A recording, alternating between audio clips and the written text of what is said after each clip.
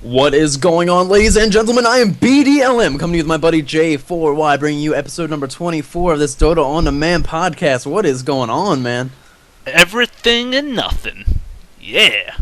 I just keep having nothing witty to say. It's just that it's 24 episodes deep.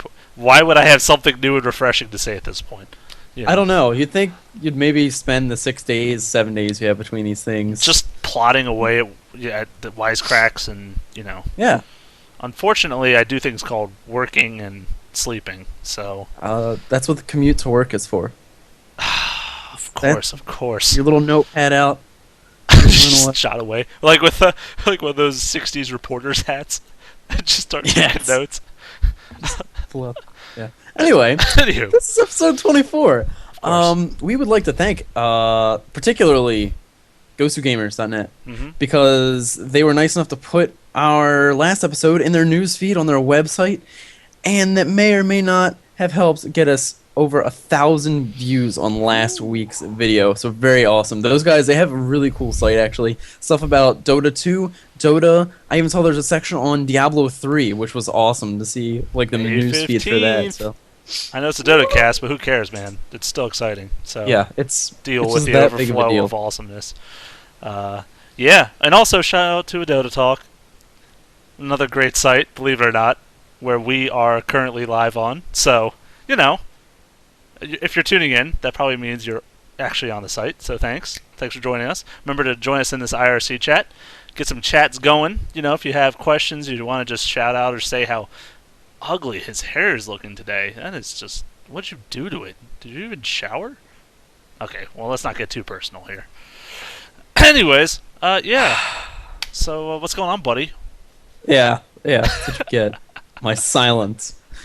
Not too much. What do you say we start this thing off with a little Phantom Lancer talk? He actually got patched in, I think, the night of our last Let's cast. not start there.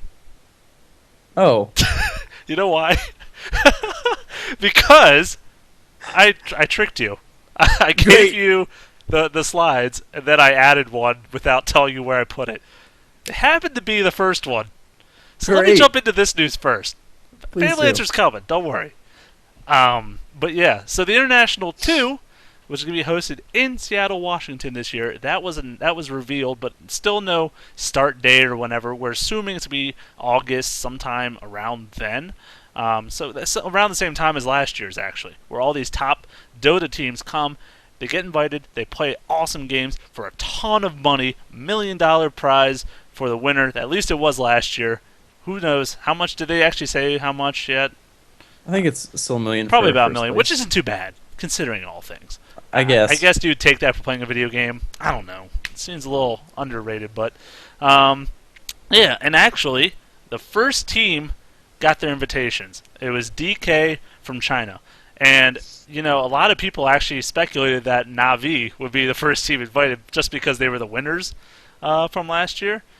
Spoiler alert, sorry. From my just bad. in case. Just in case you didn't watch that 8 months ago. But, yes, but no, it was DK, who's very prominent on the Dota 1 scene as a really competitive, winning a lot of events. So they got invited. And so that's kind of cool, and it kind of is like reinforcing that it's a real thing. It's kind of, we could almost touch it. It's almost in reach, It's getting closer. It's so exciting, too. Yeah, well, I mean, so many teams have been shuffling around and stuff lately, too, like Virtus Pros being constructed, Mouseforce Sports just got Black as their 5th, Yes. So a lot of just big shifts around in the teams. So it'll be interesting to see what kind of showing we have at who's getting invited this year and everything. Because I think a couple of those teams, at least one, I know, because MYM, they're kind of not along the scene anymore. Moscow 5, they're not on the scene anymore. There's a couple of teams that are kind of off the grid, or non-existent in some cases, or switch to new teams or new sponsors. But the point is, yeah, it's going to be interesting to see who they think really deserves to be in this tournament, and how many teams they invite. Is it going to be the same number? Who knows? It's going to be cool. But either way, it's in the States, which is why I think we're the most excited about it, because that means we have a chance to actually go this year, and we plan on it now. Who knows what's actually going to happen. That's very tentative since, believe it or not, we might have things come up. But the plan is to go there and just have a great time along with everyone else. So Cool stuff. Yeah. I guess we could go into your pathetic little news if you want to. I mean, I'm just so excited for the Phantom Lancer. I just want to get it right and go for it, man. Alrighty, Phantom Lancer, as I was saying, got released the night of our cast last week, and he's a pretty neat hero. We have an agility carry, melee, 4 abilities, Spirit Lance, Stop a Walk, and Juxtapose with Phantom Edge as a passive ultimate, which is actually something not too common in the world of Dota. No, not at all. So yeah, an agility carry, kind of interesting to note. When you kind of compare him from Dota 1, which I guess would be the only real place you could compare him from, not very prominent on the scene. Not picked up at all, pretty much, or banned. So kind of a behind-the-scenes dude, but doesn't mean to count him out. There's no reason to count this guy out, and the reasons being of his potential to be really a wrecking force in this meta. And let's get into why that might be, shall we? Besides the fact that he's blue. I mean, that's a major component. We've already realized that most blue heroes are either picked up or banned in these games. Look at Morphling. There's more. There are more. AA doesn't as much anymore, unfortunately. Ricky sometimes. Ricky. I was looking Night around. Stalker. Like, Enigma, for sure. He's purple. Lich was. But Storm Spirit's a blue dude. You gotta hand it to him. Dude, you're thinking of a lot more blue heroes than and that. Puck. Puck has been picked up a couple times recently. This is cool, but we're not getting into that now. Go ahead, man. What do you want to jump into that first one? Colors are fun. Well, I think it's really cool. When playing with him, messing around and looking through his abilities, it seems like he has like 2 schools of abilities here. He has the Spirit Lance and the Doppelwalk, which go really well together, and then he also has Juxtapose and Phantom Edge, which give him the ability to create copies of himself.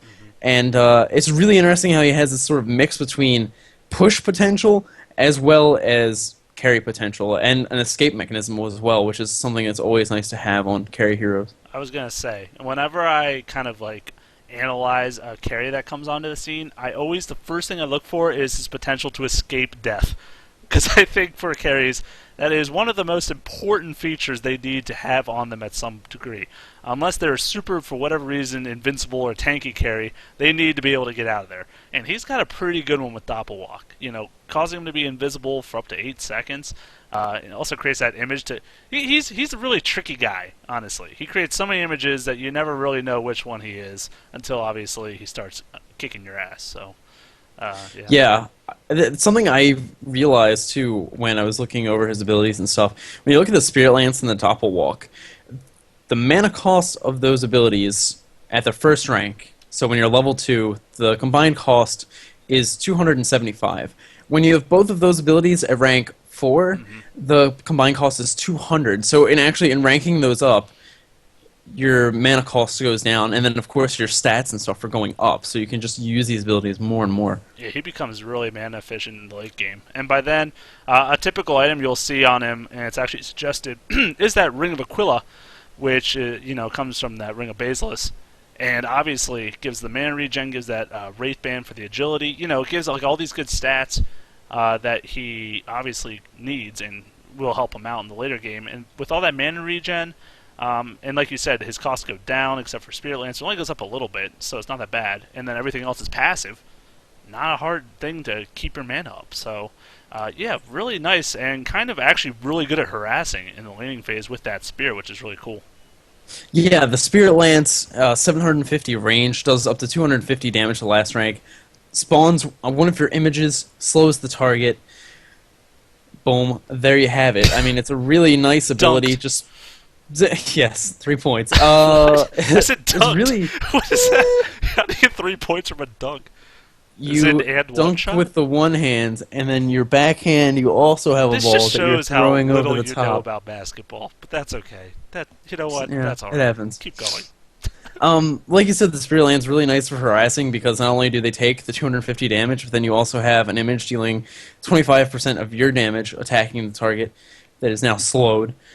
It's really just a nice ability, and it has a 7-second cooldown, which is also important to note. It's something that you can use multiple times in a single engagement. Absolutely. And then with the Juxtapose, and the other reason why he's good at chasing people down, killing people, is when you're making all these illusions, another great suggested item is the Diffusal Blade. for obvious reasons. Well, I guess I should say them. For the fact that his images... Yeah, well... Oh, is it? Okay. For the fact that his images also drain mana, in addition to you. So when you get up to, 8 illusions, or just craziness going on, they all are draining the mana of your target. They're just going to take tons of damage, have no way to escape because obviously the mana's gone, and then you can actually use the item itself on the hero to purge them and essentially slow them down enough to where you can absolutely kill them. So, very useful on him indeed.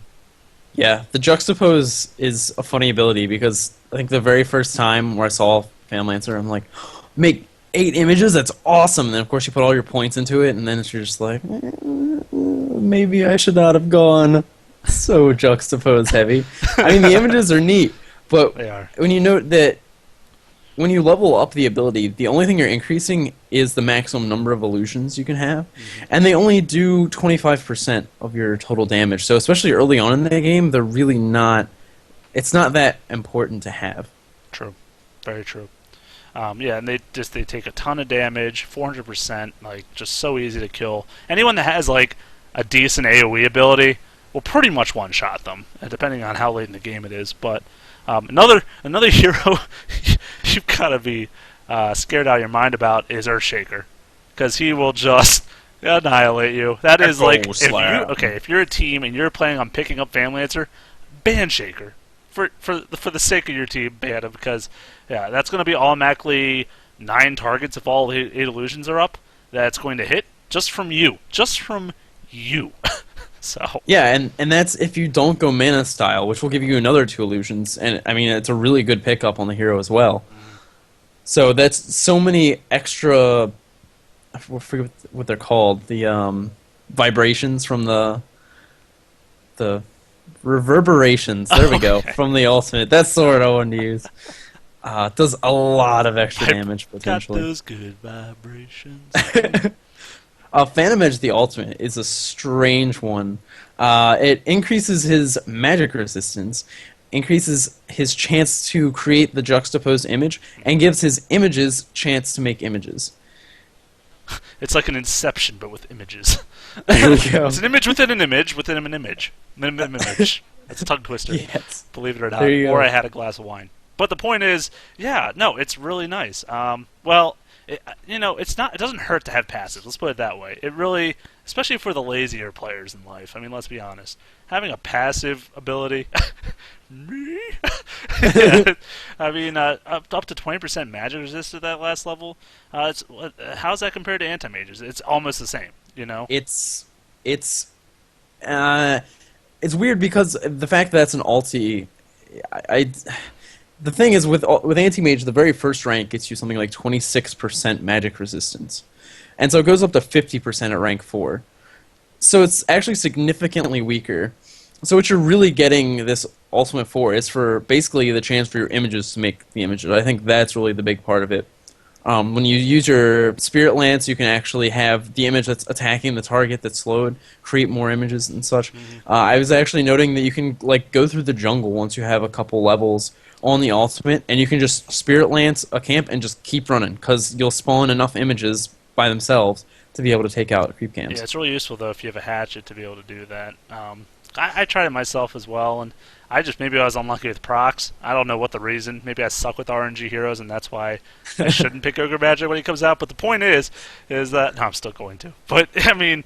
Yeah, it's like a risky thing, kind of like with Axe, too, same thing. If you don't get the RNG procs to work for you, you're going to be kind of in trouble, or going really slow.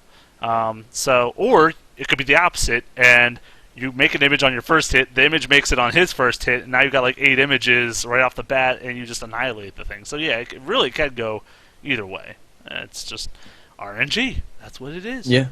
So. There you go. What kind of skill build would you suggest then? Well, regardless of how you like to play them, I always would max out Spirit Lance. Now, I'm not going to say to always get it first level. That's going to depend on your situation. Sometimes players would prefer to have the Doppelwalk first, just so you have, in case the 4 heroes run from the jungle and decide to just kill you, you have that chance to escape.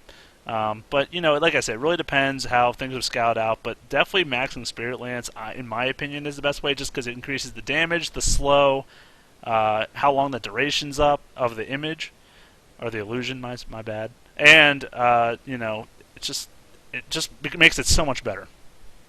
Mm-hmm. Yeah, I have to agree. I think it's strange because there aren't too many heroes where you just like skip things like the ultimate. But he's one of those heroes where I really think that most cases you would just want to max out Spirit Lance, max out Doppelwalk before you even consider putting points into Juxtapose and Phantom Edge. Because as I said, with the Juxtapose, it's only increasing the number of illusions you can have. Mm-hmm. And in the early parts of the game, you're not going to be doing that much damage anyway, so they're going to be doing even less damage. You're not getting a sizable amount of magic resist through the ultimate. And again, if you don't have a lot of points in Juxtapose, the fact that your images can make more images isn't that big of a deal. Now, the interesting thing with the ultimate, some people don't even get it at level 6. Just because... Right, and I mean, that's the thing. If you're not focusing points into that Juxtapose to make it really effective... So if your Juxtapose is level 1, and you've been maxing out this Spirit Lance, well, then you can only have 2 illusions. So really, if you get your ultimate, now it can proc, and now your 1 illusion can maybe make the second one? It doesn't really make any sense. 10% magic resist is not going to save your life in a situation. So, I mean, honestly, it probably isn't worth getting for a while, depending on how you want to invest your points. Yeah, I mean, I think probably level 9 is the first time that I would put a point into Juxtapose. And then I suppose you could pick up Phantom Edge at 10 and 11, but again, like you were just saying, you're increasing the chance to make more images, but you can only have 2 images, so... I could even see maybe putting, level 9, 10 points into Juxtapose and then getting your first couple ranks of the Phantom Edge after that. But I definitely think it's important to max out the Spirit Lance and the Doppelwalk first because, as I said earlier, you're reducing the overall mana cost of that combination, and that combination is what gives you presence in the laning phase. Exactly. That's what lets you farm safely. That's what lets you try to hunt down enemies or harass them. I mean, it's going to be kind of spammy because Spirit Lance is only a 7-second cooldown. That's actually pretty low for a lot of abilities. And you compare that to his Doppelwalk, which starts at 30-second cooldown. So, obviously very different. But that does go down to 15, which is another reason why it might be important to put those points in Doppelwalk, because not only does it reduce the mana cost, like you said, but it also lowers that cooldown by 5 seconds every rank. So, that's a huge deal in terms of surviving in team fights and having a presence there, like you're saying. So, I think those 2 abilities are his strongest by far. And then, it makes sense as you go into the mid-late game. You're getting more attack speed, more items that help you actually proc these Juxtapose images and illusions and whatnot. Then it makes sense to actually put points in it so that you benefit from it. Yeah, I have a question for you. I don't like questions. Okay, I apologize. Okay. I hope not to offend. Accepted. Dota Talk actually had a guide up for Phantom Lancer that I came across the other day, and the author, whose name I can't remember off the top of my head, happened to mention that he didn't like Vladimir's offering on Phantom Lancer because you're not... Well, I believe his argument against it was something like, your illusions are only doing the 25% of your damage, so it's really not that big of an increase. What are your thoughts on it? I'm not going to say it's like a bread and butter item on it, but I personally do like it. And the other thing is you got to consider with that item. First of all, pretty sure most people are going to go for an early Ring of Basilius on him, regardless, just to get that aura, just get that for the laning phase. It's very helpful. You don't have to turn it into the Ring of Aquila, that's just a good option. But the thing is, you can hold on to it and eventually just turn that into a Vladimir's too, and it's not that much more gold. And not only does it give that aura to your illusions, it gives it to your whole team. And that's what, I don't think that guy's really grasping the full concept. Not to call him out. Everyone's got their own opinions. But in mine, I like it just for team presence. And if you have another melee or 2 on your team that could benefit from the lifesteal in addition to the damage, I think it's a no-brainer. And it also will help you, just do objectives, kill neutrals. Lifesteal against neutrals really helps a lot so you can sustain and stay in the lane instead of having to do them and then go back and heal or something. So I personally love the item on him. Yeah, I mean, I guess it kind of just depends on how you decide you want to build and how aggressive you want to be in the early part of the game and trying to get early tower kills. I kind of do like getting Vanguard on him because I feel like he really does benefit from some additional health and some regeneration, but I'm wondering, if you get the Vlads, could you say, well, now I at least have a little bit of health regen. I also have lifesteal, so maybe I don't have to go for an item like Vlad's. I can maybe try and go, or I don't have to get an item like Vanguard. Now Yes, that I have Vlad, I don't need Vlad, so... Yes, exactly. Maybe now I can go for the ultimate orb to go into mana style right away. So I don't know. Yeah, but I definitely think it's worth considering. Oh yeah, for sure. Like I said, everyone's got their own taste, but I think what everyone should agree on is his boots upgrade to treads. I think that's hands down his best. That's my opinion, and I'll go into why. You can debate it because I see a little. There's a twitch of. There's a little twitch there. But my reasoning is, first of all, you can get either the strength or agility or intellect for whatever you need him for. So if you're afraid of being a squishy target, you have the strength. If you want to just burst the towers down or whatever, switch it to agility. If you want that little bit extra int to throw off that last doppelwalk or nuke, good for that as well. Attack speed, I mean, really helpful for proccing the juxtapose in the later game. So honestly, I can see where you're going to go with the phase boots, but go ahead, I'll let you involve. Yeah, I agree that treads are the way to go, but I have definitely played some and had like 6 or 7 illusions up and then just gotten completely blocked from getting to my target because of the illusions. It's True like, story. oh, I wish I had the phase so that I could just go right through them. That's because it's true. Unfortunate if you're chasing somebody down and then you have to micro your illusions out of the way, and doing that means that those illusions aren't going to be hitting the target. So you're kind of nerfing your damage in that respect. But yeah, I mean, the treads are so attractive because, like you said, it's the health if you have them on strength, and then attack speed, which is good for the juxtapose, and then when you finally get the Phantom Edge, good for proccing illusions off your illusions. Wow. So I could see it. I wouldn't call somebody out for going the phase boots. That's for sure. No. I mean, I wouldn't be like, "Oh, noob, what are you doing?" Now, if you went like tranquil boots, we'd have to talk.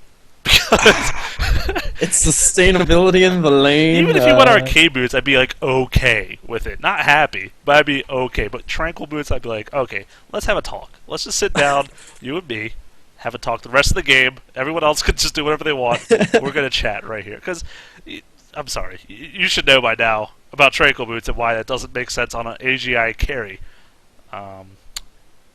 You'd think. You'd think. No, you would think. I could see the argument. I could see it. I'm not saying it's maybe the strongest argument, but I could see Oh, this is actually an interesting fact that I didn't know. So, hostile illusions, such as those created by Shadow Demon's Disruption, can create additional hostile illusions due to Phantom Edge.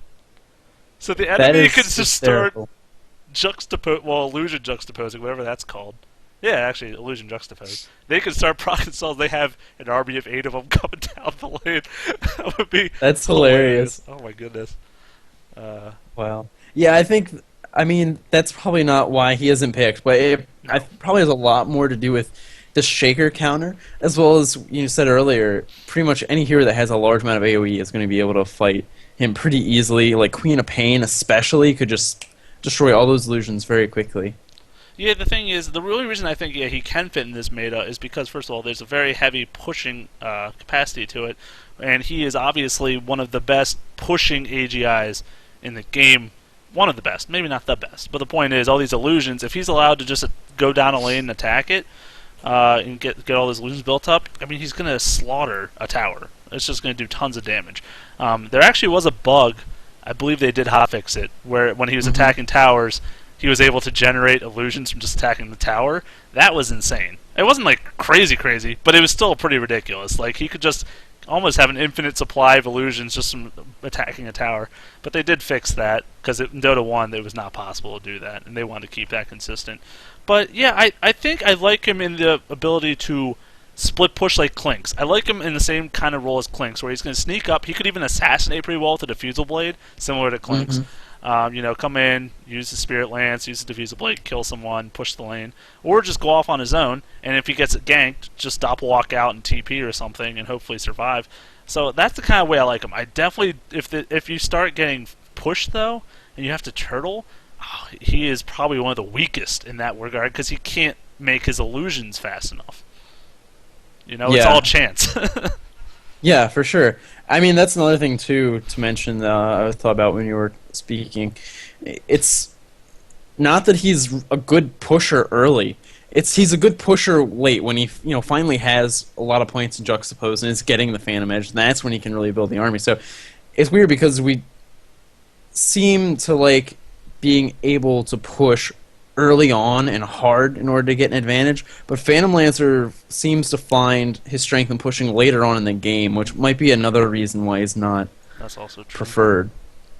But games have been going pretty long for the most part. Games are going at least 40 minutes for, I would say average, 35, 40 minutes. And that's by around the time he's definitely getting into his strength, you know what I mean? Like getting pretty full power. And unless an enemy has like a Battle Fury, he's going to do pretty good against most other carries at that point, too, because he'll just surround them and be burning their mana and just causing all sorts of chaos. So, yeah, I mean, he's just a very, very unique AGI carry, to say the least. Yeah, for sure. There were, of course, some other things that came along with the patch, and they were equally amazing. Oh, God, yes. There they are. Fixed searing arrows, not stacking with Eye of Scotty, because that clinks. You didn't even say the title. I the Super Serial patch notes. That's important, because this might be a regular segment, and I need people to be aware of the name of this segment. Yes, these are Super Serial guys. Yes. Searing arrows, not stacking with Scotty. Well, you know my opinion on Scotty, and how it's amazing on every hero. Hands down. Yes. I mean, Dazzle, obviously, number Ints, one. strengths, it doesn't matter. Yeah, all of them, really. But we know, I actually had no idea that they were supposed to be able to stack, because I figured Searing Arrow was an orb effect. So the fact that Scotty works with it just kind of intrigues me. I don't know, what do you think? Yeah, I don't know. It's weird. I would have thought the same thing as well, but I mean, that's kind of nice. Hopefully, Clinks can. I mean, I don't know if too many Clinkses going Eye of Scotty, but just in case. Now you got the option. I think the most common pickup would be Orchid on him, just so he can really burn someone down and also gain that attack and mana regen. But, like I said, these give overall stats. A slow is nice. Attack speed slow. Attack speed. We have to keep saying that, because it's one of the only reasons it's a good item. So we have to keep mentioning that. I know. Super Serial, like I said. That's why these fall into this category. You really should know these. You might have skipped over, but pretty important. Fixator firing Shockwave on his smoked and invisible heroes. I mean, do you even have to explain why that one's important? I mean, because Darkseer might have no health and is doing the smoke bug thing on the creeps where he goes invisible in the smoke and has the ion shell on him. Did they fix that? And then he just randomly goes bloop. No, I don't think so. But I'm just saying, what if he has no health and then decides to try and do this, and then he just gets Well, he's been avoiding that satyr recently, apparently. That would be his smart calling. But I think that's funny. I don't even know if have you ever seen that happen to someone? Or like a Ricky just walked past and all of a sudden, poof. I feel like I have in competitive games, but I can't think of any specifically or like recently that off the top of my head. This last one I actually really do like, though. Selling back a limited stock item, so smoke, wards, restock the shop, basically. Yeah, exactly. So if you buy that limited thing, especially smoke, that one, if you buy a good amount of them, I think they have a really long respawn time, don't they? I'm not 100% on that. But the point is, or maybe it's a really limited quantity, that's what it is. But either way, if you didn't mean to buy it or you didn't want it that second, it's going to restock and you don't have to worry about, we just wasted a cooldown essentially on that. And so now that's not a big deal. So actually, that's probably the most Super Serial of the bunch, if you will. So there you go. Now you guys are really informed about this patch. What you thought you knew has just grown and just become this wonderful wealth of knowledge. There you go. You're welcome. I'm going to go into this next one because, for all the haters out there, go ahead and get it out now because I want to bring this up because I think it's cool. Basically, here's a new worth. came out with a new map, or they're still in the beta testing of it. But essentially, it's called Mid Wars, and what it is, if you play any of these kind of games, like League of Legends or anything, where there's a certain type of game where basically there's only one lane, all right? There's only middle lane. It's just imagine Dota 2, but only going down middle lane. And it's very similar to that, except obviously there's some key differences. One being, well, I guess I have a list here. I should probably use it. So there's one lane. There's 2 towers for each team. So the first one by the river, and then there's a back one right next to, I don't know, the big tree, the Tree of Eternity, whatever you want to call it in Heroes of New Earth. I don't even remember. But the point is your big castle last thing. Increased gold and experience gained. So since you are all 5 heroes in one lane together, this makes a lot of sense. So you're not just sitting around at like level 2, 25 minutes in, like, can't wait till level 3, guys. You actually get to do stuff in the game, which is cool. And when I say increased gold, I mean it's gold over time. So it's not like each minion gives double gold. It's nothing like that. And then no gold lost upon death, which is another, I think, essential thing because it allows players to be more aggressive, not be afraid to suicide kill someone, or like just get in there, do your thing. Don't lose any gold, and also, I didn't write it down here, but the respawn timers are significantly shorter on hero deaths. So, like, early levels, it's only like a 3 or 4 second timer, just for example. Yeah, it's really neat. I mean, this is what we were talking about before. Innovation. Mm-hmm. Yeah, and being able to just bring something else to the game that's going to make somebody be there. Like, for instance, I haven't played a classic mode game of League of Legends in 8-10 months, but I played League of Legends fairly regularly a couple months ago, but I played their alternate map, the Crystal Scar, because it was one where you was basically capture points on the map, and then that would give you points, yada yada. Anyway, really fun and a lot different from the classic mode. And this is actually, this whole Mid-Wars thing is something that was in League of Legends, that people would make custom maps and just have these arbitrary rules that you hope that everybody would follow. Right. And you think, like, this is a really good thing to pick up on. That's someplace a Riot could have just made that a map type, because obviously people want to play it. They want to play it quite a bit if you look through the custom map listing. So it's really neat that S2 did this. I always kind of feel bad for S2 because they made Han right, I feel like, before people really figured out how strong free-to-play was.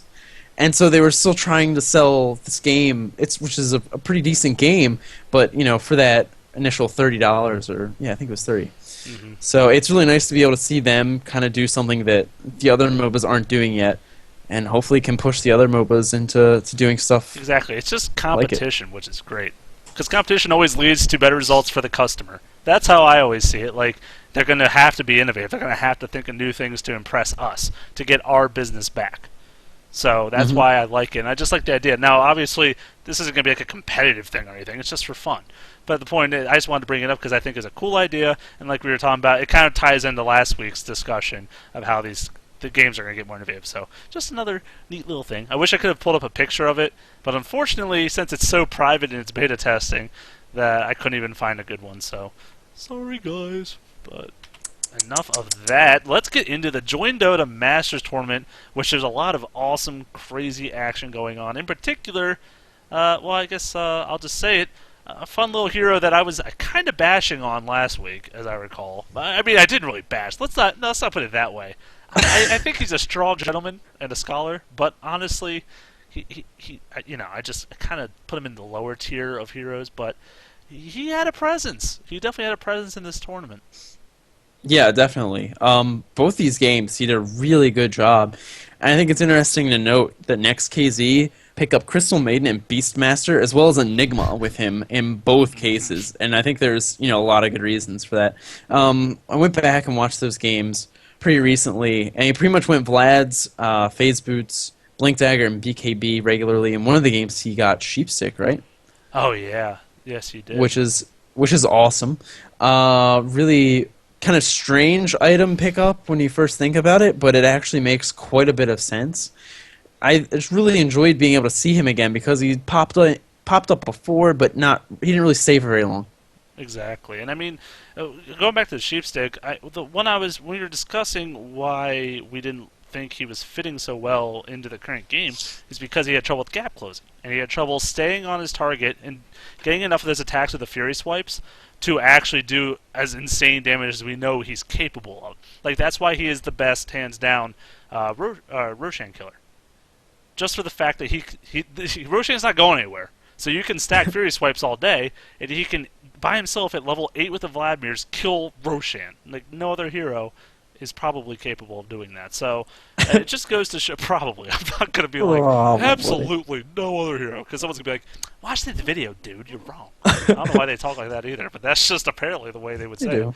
Yeah, I mean, that's, I think, part of the reason why you see Enigma, Beastmaster, and Crystal Maiden in both these lineups as well, because obviously if people are being sucked in by Black Hole, you just overpower and laugh because they can't do anything but die in that situation. Crystal Maiden, a powerful slow, and can hold someone in place, and of course the Beastmaster ultimate does the same thing as well. And trees for the first one. And yeah, that's very true as well. If you're that good with them, that you can trap two heroes in together like that. Which I have to assume they're pretty good, but no, definitely regardless. And that was definitely the build you would expect to see coming from him, especially that Blink Dagger right off the bat, just so you could get in there, gap close, if you will, and then, just hopefully chop someone down in your 6 attacks or whatever before they can do anything else to react. Another interesting thing to note, which I'm having trouble... Oh, how hilarious is my phrase at the top? Is Ursa overpowered in this tourney? Yeah, you're That is hilarious. something to note. I'm sorry. You just have to admire that from afar. I did understand that the second time I read it through. Okay, good. The first time I was like, overpowered, really, Jay? And I'm like, overpowered. Oh, you're so silly. But anyway, the neat thing about this lineup, too, is it has an amazing ability to take out Roshan at level 1. In Dara versus Next KZ, they actually were able to take Roshan. There was a bit of a trade for it, but nonetheless, they got the bonus gold for it and got the Aegis on the Ursa right away. Using the Beastmaster Hawk with the Enigma conversions, that little trick there, able to take him down fairly quickly. So, when you're up against an Ursa, you have to be aware of this potential for Roshan to go down, of course, throughout the duration of the game, but even before it starts.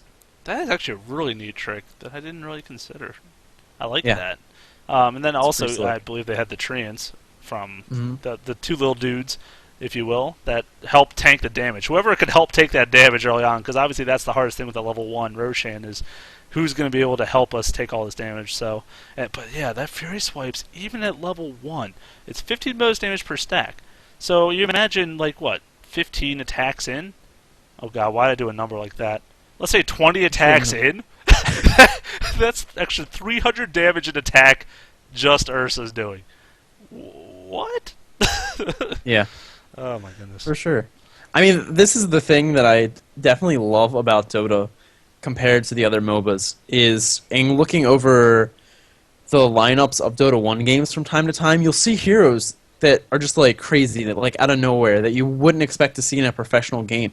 But all these heroes are, of course, viable in the right situations. And that's something I think somehow exists a lot better in Dota, where it really is where 90 to 100% of the heroes have potential to be viable. And I just love that to death, because you always have to know how to play against all the heroes, and it's the top tier teams that are going to always be able to properly assess those threats, even when they come from left field. But definitely not 100, because we'll get into that later, probably why it's not 100. But about 95% of the heroes. Don't worry, we'll get into it later. No, I'm not even going there yet, but I had to say my word there. Get your jab in while you can. Of course. No, there'll be more jabbing later, if you know what I mean. Whoa. So, another reason I think he might have been picked up early, obviously Next KZ had to have been plotting to they had to have had this lineup in mind. Maybe not like they were going to use it this game, but they're like, oh, well, we have this option if they do that. And I think that's what happened in the first game, because they first picked Lycan, Dara did. So, and then their Ursa was last pick, so the other team couldn't even react to get that. And as you can see from their lineup, I mean, Venomancer, okay, Pugna is good, actually, against them, just because of You have to help me on that move every time. Decrepify? I always want to call it Banish from War 3. So, Yeah. Decrepify, that is its name in Dota 2, thank you. They have some decent CC, but they may have made other choices if they knew they were up against an Ursa. So, it's interesting to note that, and I think he's a wonderful hero against Lycanthrope. Like, he's one of the few that can stand toe-to-toe with him in a team fight. He'll probably get outclassed just because of all the crit and extra things from that ulti form, but he still can do amazing damage if they fight just standing next to each other the whole fight. Like, Ursa might end up coming on top just because of overpower plus that Fury swipes. Yeah, well, I mean, I think that's part of the genius of just the next KZ lineup in the first place is you have the Beastmaster ult. So let's say Lycan gets a good farm, he gets his BKB. You can have your Ursa stand toe-to-toe with the Lycanthrope if need be, but you can also guarantee that Ursa just has free time with the overpower, with the Fury swipes to get extra damage in there. And also, that team just looks legit before Ursa even comes into it. Right. Enigma, Nature's Prophet, Beastmaster, Crystal Maiden, you can sort of piece together that maybe there might be some sort of desire to go for an early Roshan, but then you get the Ursa and it's like, okay, that's not necessarily what I was expecting you guys to do, but it makes perfect sense. Yeah, I mean, you could fit any of the AGI carries in that 5th slot, and they would all do amazing just because how the rest of the team is pieced together, but this is definitely probably the lineup that Ursa will shine the most in, just because, like you said, the pure amount of CC that also goes through Magic Immunity. So you don't even have to worry about someone coming in wrecking your team. Oh, wrecking your team. So I really did love their choice there. The second game, I was kind of disappointed they let Nature's Prophet go over to Fnatic just because of how strong of a hero, and it actually ended up being, I don't want to spoil the game, but let's just say he had a very big influence in the outcome of the game. And his pushing and backdoor potential. Enough said. Maybe I actually did spoil it there. Not to ruin it, but I just ruined it. So, but they did replace that from their first game with the Queen of Pain, who's not a bad replacement by any means. I mean, the amount of damage she puts out is just unfathomable. Yes. You might not be able to fathom it if you try. There is not a fathom around. Yes. Anyway. Indeed. But so yeah, I mean, let's just say he did a pretty good job. I mean, only one team did pick him up, so it's not like it's becoming a common thing. It's really just one team trying him out. But it kind of did show that he has a chance. He isn't this worthless sack of hero that can't really contribute anything. Whole sack of hero. So, pretty cool stuff. Let's move along. Yeah, definitely. That is the wrong button to move along. Let's move along over here. Shall we? Go ahead. Start us off there. Alrighty. There were some other pretty interesting pickups along the way in the joinDota Masters. Obviously, Brewmaster is a big one, who's just going to be around in all the tournaments ever. But he was definitely picked up a lot here in the joinDota Masters tournament, and it is an interesting association. He's as popular as Night Stalker was like back in the day, and they still feel that he fills a similar kind of role. Exactly. I was hoping you kind of know where my thought train was going with that one, but yeah, I mean, it's not like he's nothing like Night Stalker. They obviously do a lot of different things, but the point is, he is this strength hero that's really strong, can solo well if he needs to, and just really does a lot in the team fight and brings a lot to the table. And we discussed him a lot for the last episode, I believe it was, or no, 2 episodes ago. Sorry, when we actually discussed him when he was released, but. Yeah, he's really just a dominating force, but especially that ultimate, he can do so much, and I don't honestly think he's going anywhere anytime soon. Even if the meta shifts to, back to what it was in the beginning, I still would see him picked up. I can't think of lineups where he won't work. That's the thing, Yeah, he's a really awesome hero all around. The ultimate is just so strong. He's definitely going to be around for a while, that's for sure. Broodmother also picked up. What did you Well, think about that? No, it wasn't it's not like a surprise to see Broodmother just because of how she does really well in the current setups of everything. But I mean, honestly, she hasn't been used as much until this tournament again. I think she really popped up again as teams remembering, oh yeah, Broodmother's still here. Maybe I could use her that side lane and push it all down in 15 minutes. Like, one of the strongest agility pushers. This might be the strongest agility pusher in the game, just for the fact that it's not impossible, but it's incredibly hard to gank her when she has all those webs up in her lane. She moves so fast, regens health, and is invisible, which is pretty important as well. And then her ultimate gives her tons of attack damage, lifesteal, so she can stay in the lane all day. Spawn this Broodling, so she has a massive army, more massive than those silly illusions that Juxtapose will ever create. Okay, I'm not trying to bash poor Phantom Lancer. I'm just saying she seems to outclass him in the pushing agility department. That's all I'm trying to get at here. So it is interesting her back in the scene and still kicking ass as she's always done. Definitely. Lone Druid being very popular as well. The Radiance Bear is hilarious. It is also a common strategy. Yeah, I mean, you just run him around. I don't need him to attack. That's fine. It's just going to run around in circles, and it'll be fantastic. A really nice way to farm with that, because, if you put most of the items on the Lone Druid, really all you do need is the Radiance on that bear, and he can farm just fine for you. Yeah, exactly. And I mean, it's so easy to farm that Radiance up so quickly on him just because of how fast he jungles if you do that. Or even lanes, he can harass people well. Like, he's just a very great hero at everything he tries to do. So, but you will, I think, most of the time see him in that jungle role, trying to get that really quick farm. So don't even try to gank much. Like we kind of discussed him before, but just get that quick Radiance, put it on your bear, put everything on your bear. They usually stack that bear up with so many delicious goodies that, it's hard to really see what the hero itself does, but, that's not important. That's why everyone that gets the ultimate just keeps the hero the ultimate, just like, I don't know, 1,000 meters back, wherever that max range is. It's like, go, bear, do everything for me. I will stand back here. Yeah, definitely. And then, of course, we have Morphling being very popular as well. He's been popular for a while now. Just really strong carry who can do burst damage, which is something that not many of the agility carries can do. Yeah, exactly. Like the shotgun blast. That's what everyone keeps referring to, especially when he gets the ethereal blade. Is that correct? Yes. Oh my god. I am just... You're on fire today. This has been a wonderful evening for me. The wine helps. That's apparently what I've learned. So there you go. I just would like everybody to know that me and Jay were talking earlier, and he actually knew what Mana Styles was. Oh my god. He's 2 for 2 so far. It's apocalypse is coming. You gotta build your shelters now, everyone. It's a coming. Yeah. So, anyways. The shotgun blast approach, obviously, just because he used the adaptive strike, the waveform, and then if he pops that ethereal blade on top of that, boom, that's like maybe 800 to 1,000 damage right there just from an agility carry. And then, oh wait, he has auto attacks on top of that. So, just insane amount of damage coming out from him. Not to mention his replicate if he wants to even continue that push with someone else that does a lot of damage. Things like that.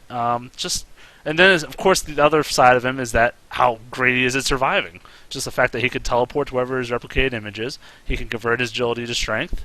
Waveform out on a decently low cooldown, I would think. And it's like very, very adaptive, one would say. Hey. Ooh. Yeah, he's very mobile and can both do consistent and burst damage. So, yeah, he does everything you could ask of an agility hero, basically. It's just funny it's taken them this long kind of to figure out that he's still viable. Like, there was that long period after the International. Because the International, he might have picked up like once or twice. Did pretty garbage, as I recall. Maybe not terrible. There's one game he dominated, actually, because he got free farm, and that was it. But besides that, yeah, no one even was caring about him. He's like, oh, he's a piece of water, whatever. I could put him in a glass, he'd be done. Yeah, I don't know where I'm going with that. But the point is, not used very much. But yeah, I don't remember where it began, but all of a sudden people are like, let's try him out in this lineup. And yeah, he's done some amazing work. And Darkseer, too, who's not on this list. But I just want to say, I think ever since that, I called a nerf to his Agamon Scepter ultimate, apparently everyone else doesn't agree with that or doesn't care, because he is used in a lot of games still. Yeah, I honestly thought he was going to fall off with that change. But everybody is just, I think, so in love with the vacuum in part. Just being able to move people around inside of a team fight is huge. I mean, you can pair it really well with a lot of heroes like Windrunner and her Shackle Shot, Shaker, and Echo Slam. I mean, there's really a lot of good stuff that can be done with just that one ability alone. Mm-hmm. And then not to mention Ion Shell, Surge, and the Wall of Replica. Yeah. You know, just to think about on the side there. So, and people still do build that Agumons on him. So, I mean, it's still a great item if you can have them walk through that wall. It's still a very useful thing. Like I said, I don't think it's as good still because you can't control creating the images as well. But at the end of the day, it still does its job. So, Yeah, there you go. So let's see here. I think we're going back to. Oh, okay. Now we can bring up the roast of the roast of Alchemist. You want to make it a roast of Alchemist, It is. but it is. I was quite taken by the performance of Alchemist. Were who you was watching picked that up. live? Yes, I was. Did you see how Toby reacted to that? Wasn't it like just a pause of like he got up and walked away? Didn't Yeah, he? he literally came left back? his chair, just walked away. It was like a minute and a half later. His co-caster was like, "Toby, what? You still there? What's going on?" He sat back down. He was just like, "I had to get up and leave. I just couldn't play." Well, first he said, "Bullshit." He stopped himself, and I was just like, "Yep, everyone has the same face."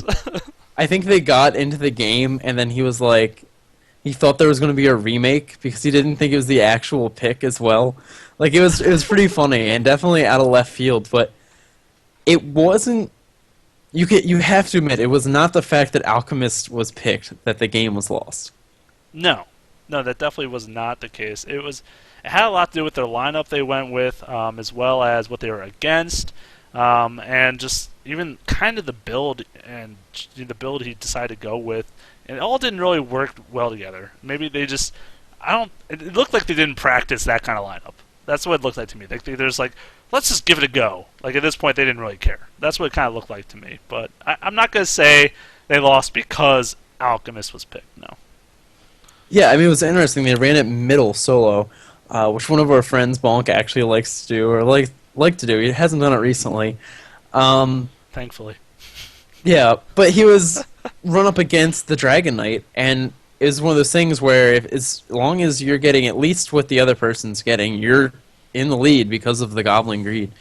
Getting so much extra bonus gold with that is really nice, and of course a long stun is going to be able to hold Dragon Knight in place, and it's also going to allow you to stop him from doing the AoE splash damage when he gets to his level 2 and 3 of his ulti for the duration that he's stunned. So I think it was definitely an interesting pickup, but unfortunately the lanes around him fell apart, and he wasn't able to really keep up a good level of farm. Well, it was interesting, too, his skill build. So he went first point Goblin Greed, and then he continued to max out that Goblin Greed while putting his other points into the Acid Spray.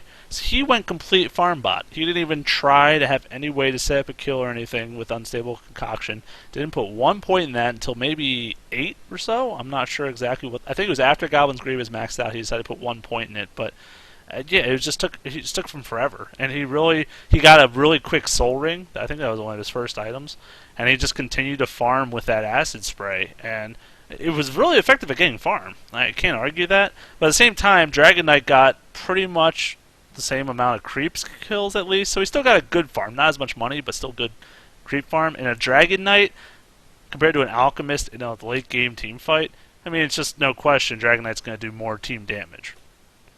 Yeah, I mean, I think that's ultimately what it was. I mean, he just didn't have enough time to be able to stand up against Dragon Knight. I mean, Dragon Knight, I think, is just stronger earlier, and then will start to fall off when the game gets longer. But I think the Alchemist would only really be able to take him in a really late team fight. A one-on-one 70-minute game, I think Alchemist... Where Dragon Knight goes and gets a drink halfway through, and then... right. Or Dragon Knight does. Oh my god. No, it's what's going to happen is he's going to charge up his concoction, and like when there's like 2 seconds left, he'll Dragon Tail him, and then he'll blow up himself. The worst part of that hero, I swear to God. The reason I hate him, you kill yourself more than enemy kills you, let's be honest. Yeah, I wanted to mess around with Alchemist with Blink Dagger at one point. Yes, you did. I'm still. It was interesting and it was fun. I can say that Sure much. was. It wasn't terrible either. Mm-hmm. Just, Mm-hmm. just This saying. one went Radiance, actually. He went Soul Ring, Vanguard, and then he was starting to build his Radiance towards the end. But at that point, it was kind of getting over, and, I mean, yeah, it didn't really work out in his favor. Yeah, I mean that's the thing. I mean, we mentioned it a couple episodes ago. Radiance getting that item, it's nice, but if you don't have anything else and the enemy's coming for your base, it's not doing enough that alone is going to be able to make that big of a difference. I mean, that's kind of the problem with those kind of builds where you try and get the extra bonus gold so you can get the Radiance straight away. But, unfortunately it didn't work in that scenario. I hope somebody else tries it again because I would like to see Alchemist from time to time. Right. Dude, the Dragon Knight troll at the end, he built a Mjolnir. It was pretty epic. Dude, it's not a troll, it's That's a normal item for Dragon pushy. Knight. Pushy? You know. It doesn't help at all against towers. No. It helps against creeps. So does Dragon Breath. So does... No. So does his AoE Frost attack from his Dragon form. It's not enough. The It's world is never not enough. enough. I feel like the Radiance is more just like a farm item at that point. Like, Acid Swipe was that, and you'll kill everything in a second. But, like, yeah, I didn't like it trying to match up in those team fights. Because, like you said, he didn't live long enough to really have that Radiance damage do as much as it could. And the rest of his team was also not doing so well the rest of the game. So it was like, I think they were losing all the lanes except for middle. Yeah. So it didn't end up being good for him all around. But I don't know. Like you said, we couldn't blame him for the loss, but at least we give the team MUFC, congratulations for being the troll team of the week and just showing us what can possibly be done with these heroes that you don't see. So Yeah.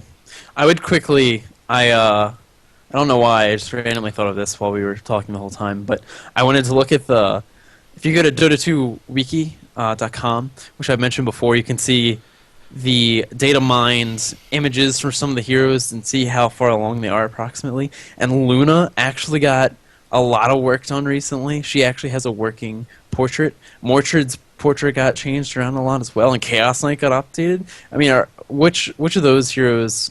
Okay, who would you rather see, Mortred or Luna?